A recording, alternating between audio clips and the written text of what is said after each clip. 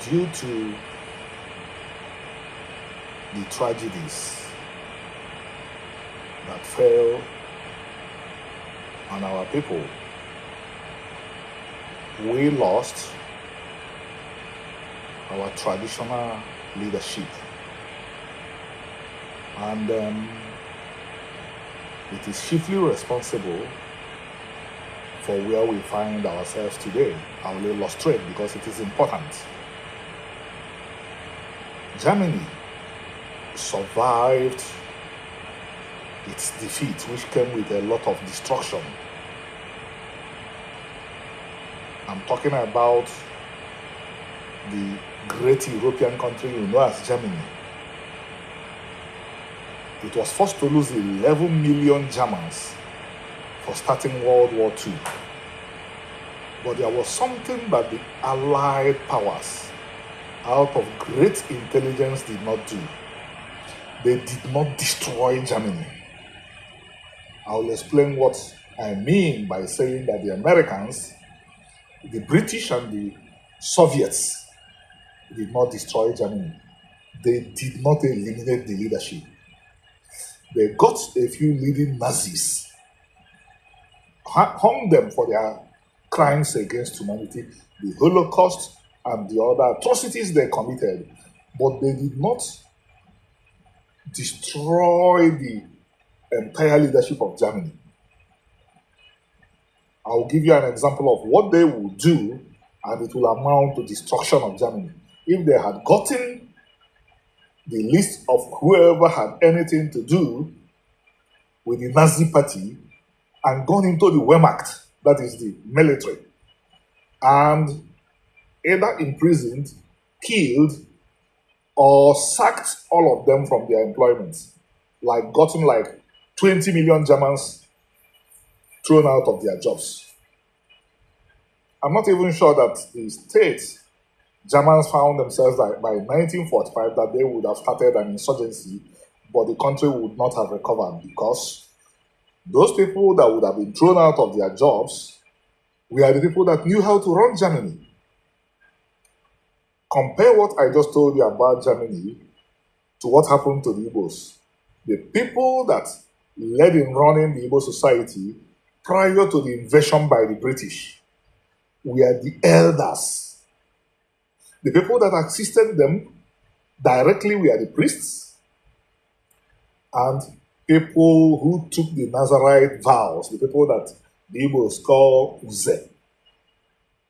In the Israelite tradition, they also called Uze, Nazarite.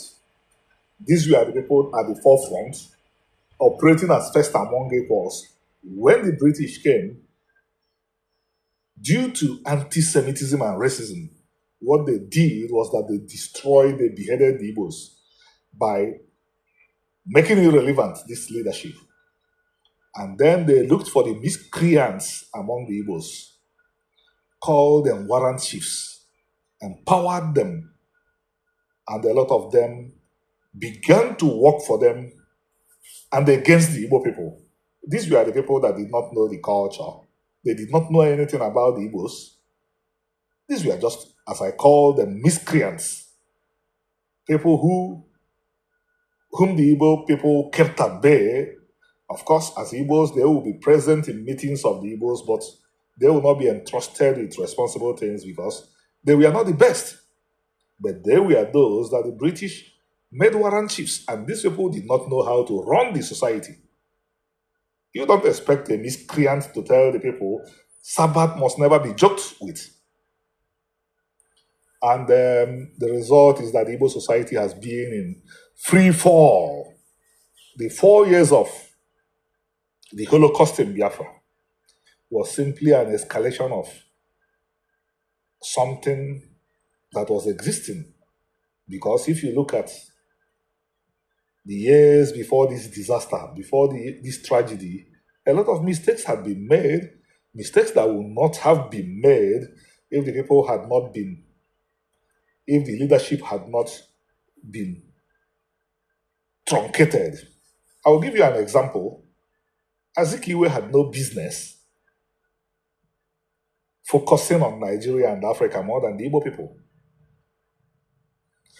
But because Azikiwe was born into the non-religion of the Igbos, Azikiwe could not see into the future. And the time he would have devoted exclusively to building the Igbo people, he was busy focusing on Africa and Nigeria.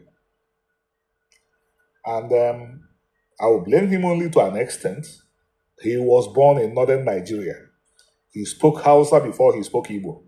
So he had a problem with the identity. He did not know completely who he was. In the morning, he will remember he was Igbo. By the way, he remembered he was Igbo and thought that the Igbos had a connection to the Israelites. In the afternoon, he would think he was Nigerian. In the evening, he would think he was African. And this over-talented individual spent 70% of his energy, resources, and time trying to make Africa a paradise. I don't think Azikiwe was the best person to make Africa a paradise. All the ethnic groups in Africa had individuals who would have turned them into paradise. And that is what it should have been.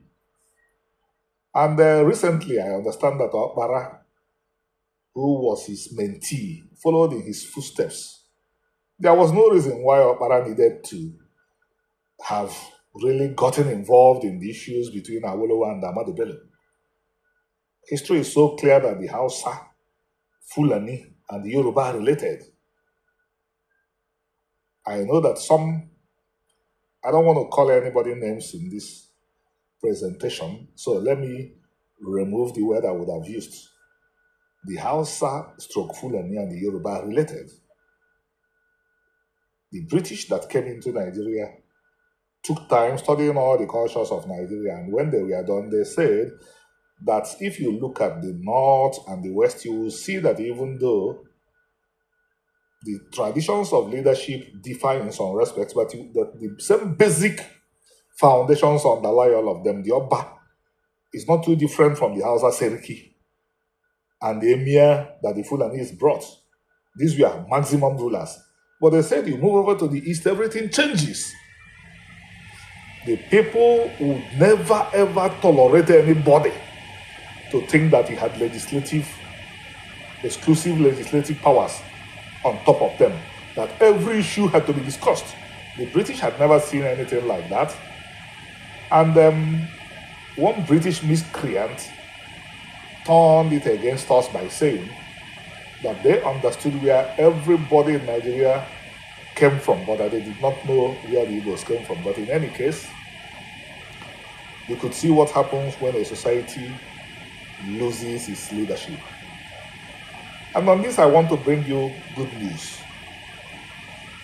One of our members in Omenana Defenders told us during the Shabbat today about how he went to one of the government houses in Igbo land.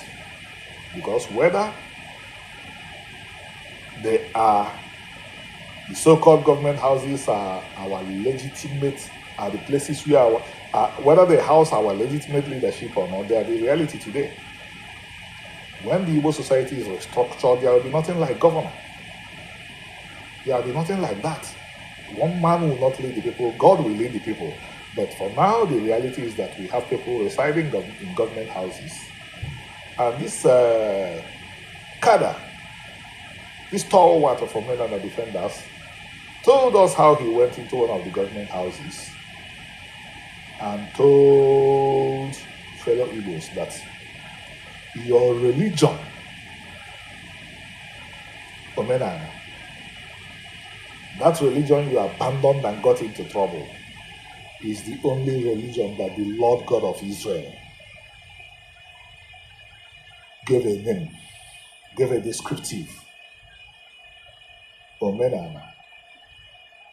And he used the Bible to convince them, the people in the government house, that every other religion in this world got its name or descriptive from human beings, but Omenana got its name and descriptive from God himself. Omenana means religion and culture you will do in the land. Go to Deuteronomy 6:1. After Moses had recounted, explained all the laws to the people of Israel for God, speaking for God. God told the people of Israel, the religion and culture you have just been given is the religion and culture you will do in the land. Omenana.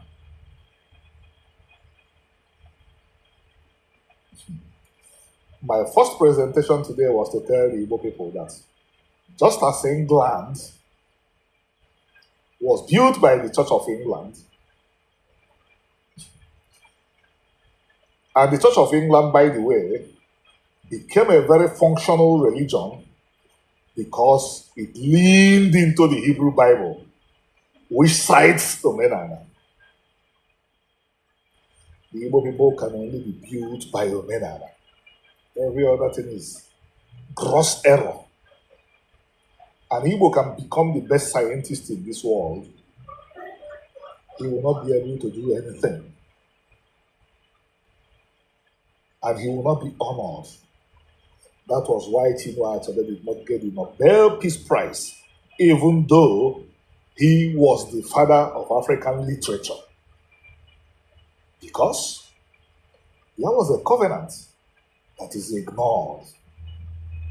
That covenant that Abraham, Isaac, and Jacob entered into with that God. Everybody in the world could afford to behave as if that God that you read about in the Old Testament did not exist, but not the Igbo, not the Israelites. Because just as the Yoruba is very, very conscious of the presence of his Oba and Oni, every Igbo, every Israelite is supposed to be conscious of the presence of the God of Israel. He's a living God to us. We experience him. We know that he's with us every day, every second, every minute. And that is what we call on the Igbo people, the people of Israel, to think seriously about and return to their God. And on this note, again, I tell you, share the subscribe, share the post, hit the subscribe button, and have a good rest of the weekend and a good incoming week.